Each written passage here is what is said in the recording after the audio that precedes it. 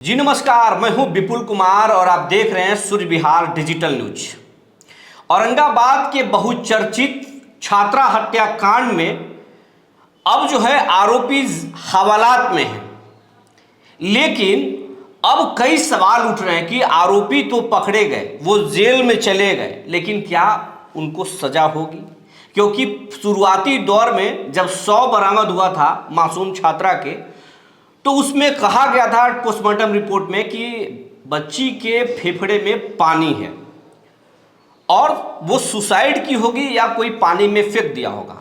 लेकिन जो पुलिस खुलासा की तो उसमें पता चला कि नवीनगर के एक गेस्ट हाउस में उसके साथ सामूहिक दुष्कर्म हुआ था, वहीं पर हत्या हुई थी और इंद्रपुरी बराज में 100 को फेंका गया था। तो ये दोनों दो बात है। पोस्टमार्टम रिपोर्ट कर रहा है कि मौत हुआ है इंद्रपुरी में, उसको पानी में फेंकने से हुआ है या पानी में गिर के सुसाइड की है या किसी ने फेंक दिया है।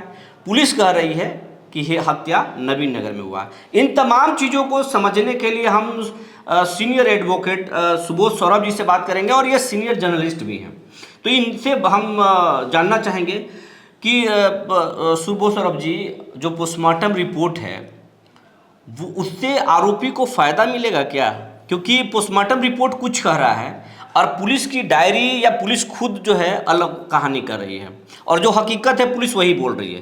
पुलिस कह रही है कि नवीनगर में हत्या हुआ है, भाई गेस्ट हाउस में, बबलू चंदा गेस्ट हाउस में हत्या हुआ है और हत्या से पहले जो है उसको सामूहिक दुष्कर्म किया गया है, गाड़ी से फेंक दिया गया बाद में, और पोस्टमार्टम रिपोर्ट अलग कर रहा है। तो पोस्टमार्टम रिपोर्ट तो बहुत मैटर करता है सजा दिलाने में, और वो अगर गड़बड़ है तो आरोपी को इसका लाभ मिलेगा क्या? आरोपी को लाभ मिल सकता था, लेकिन पुलिस ने उस पोस्टमार्टम रिपोर्ट की समीक्षा के लिए औरंगाबाद एसपी ने एक आवेदन भेजा था रोहतास डीएम को। उनके आदेश पे एक टीम का गठन हुआ है वहाँ पे सिविल सर्जन के नेतृत्व में, और वह टीम जो है पोस्टमार्टम रिपोर्ट की समीक्षा कर रही है। पोस्टमार्टम रिपोर्ट के बाद जो वो अपना ओपिनियन देंगे उसके आधार पर पुलिस को आगे सहयोग मिले। अब वो उस रिपोर्ट पे एक पुलिस की कार्रवाई भी निर्भर करेगी, लेकिन अभी फिलहाल वह लंबित है और वो काम चल रहा है। तो ये बड़ी बात बोल रहे हैं कि भाई डीएम जो है, रोहतास के डीएम इस पर समीक्षा करने के लिए, रिव्यू करने के लिए एक बोर्ड बैठा दिए हैं। अगर वो बोर्ड रिपोर्ट कर देती है, उससे जो रिपोर्ट पहले किया गया था उससे इतर पुलिस जो कहानी बता रही है, जो हकीकत है, वो अगर कर देती है तो फिर तो आरोपी को सजा होने से कोई रोक नहीं पाएगा। नहीं, पुलिस ने इसमें दो कार्रवाई की है। पहला एक जो कार्रवाई थी वो पोस्टमार्टम रिपोर्ट जो रोहतास पुलिस ने की थी, और दूसरी जो मृतका का कपड़ा और अन्य जो चीज़ें थी उसको जांच के लिए उन्होंने एफएसएल भेजा था। एफएसएल जांच में यह स्पष्ट हो पाया कि जो उसने कपड़ा पहन रखा था उसके साथ क्या हुआ।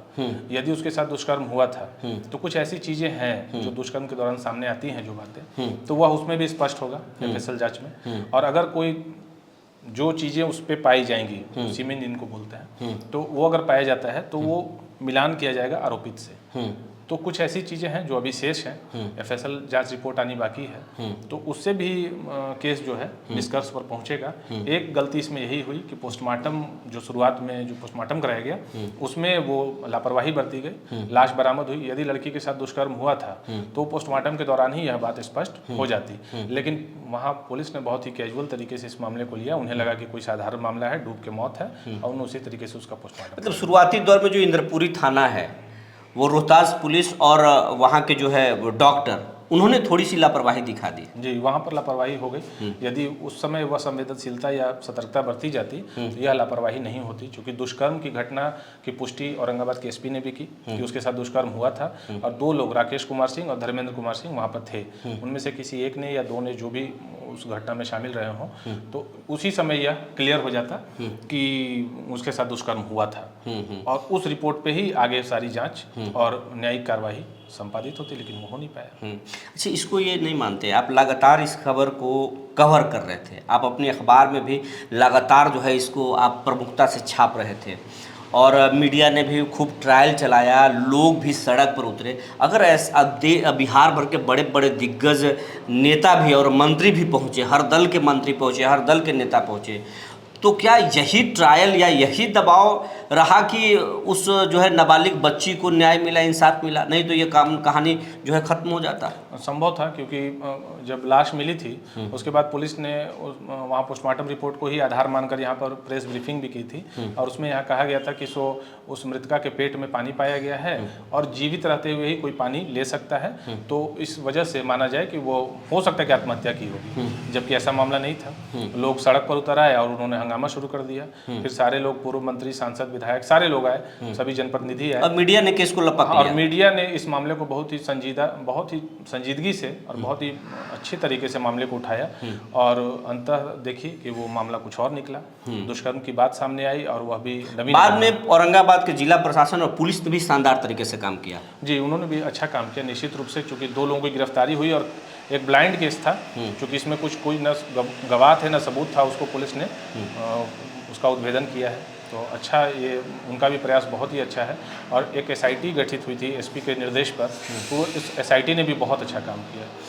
आप लॉ के अनुसार आप बताइए, क्योंकि आप लॉयर हैं, दोषियों को क्या इसमें सजा हो सकती है? बिल्कुल सजा जो एविडेंस, जो पुलिस के पास एविडेंस है उसके आधार पर एकदम सजा होगी। इसमें पॉक्सो अधिनियम के तहत मामला दर्ज है, लड़की नाबालिग थी और उसके तहत उसका प्राथमिकी दर्ज है, तो उसका नाम इसी चलते सार्वजनिक नहीं किया जा रहा है। लेकिन इस अधिनियम के तहत बहुत ही सख्त सजा का प्रावधान है, और पुलिस को भी इसमें अनुसंधान के क्रम में बहुत सारी मदद मिलती है। जो पीड़ित परिवार है, जो बच्ची के माता पिता हैं और लोग हैं, उन सब की गवाही, अनुसंधानकर्ता की गवाही, डॉक्टर की गवाही और रिपोर्ट, ये सारी चीज़ें बहुत ही इसमें बड़ी भूमिका निभाएंगी।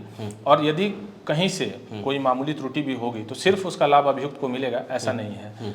पॉक्सो में यह एक और प्रावधान है कि जो आरोपित हैं उन्हें कड़ी से कड़ी सजा दी जानी है, और उसमें कई धाराएं ऐसी हैं जो पूर्व की धाराओं से ज़्यादा सख्त हैं। तो ये थे सुबोध सौरभ जी, और ये सीनियर जर्नलिस्ट भी हैं, लॉयर भी हैं, और दोनों तरीके से इस घटना को देख रहे थे। ये बता रहे हैं कि जो नाबालिग छात्रा हत्याकांड है उसमें दोषी चाहे जितनी भी चालाकी कर ले, पोस्टमार्टम रिपोर्ट में जो भी शुरुआती दौर में रिपोर्ट आया हो, लेकिन दोषियों को बचना मुश्किल ही नहीं, नामुमकिन है, उन्हें सजा ज़रूर होगा।